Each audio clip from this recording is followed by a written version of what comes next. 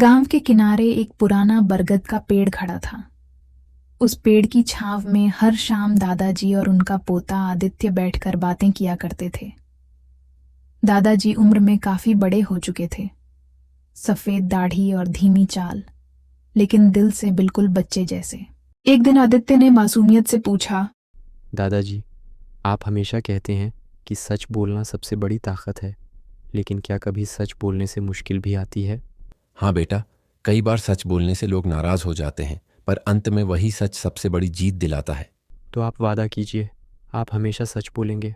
वादा करता हूँ बेटा, चाहे कैसी भी परिस्थिति हो, मैं सच से कभी पीछे नहीं हटूंगा। आदित्य भी उत्साह से बोला। और मैं भी वादा करता हूँ दादाजी, आपके जैसा बनूंगा और हमेशा सच बोलूंगा।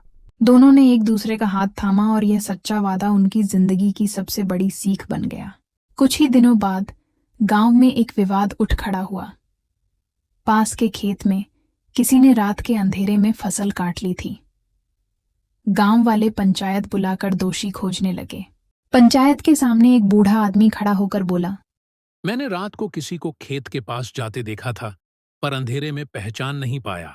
तभी दादाजी को याद आया कि उन्होंने वाकई रात को किसी आदमी की परछाई देखी थी, लेकिन वह आदमी उनका पुराना दोस्त रामलाल था।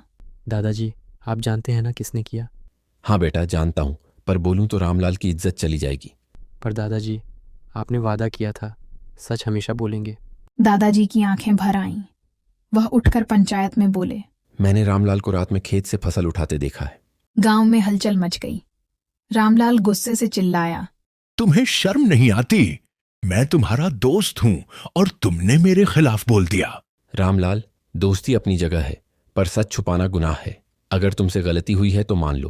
पहले तो रामलाल ने इनकार किया, लेकिन जब गांव वालों ने पूछताछ की तो सच सामने आ गया।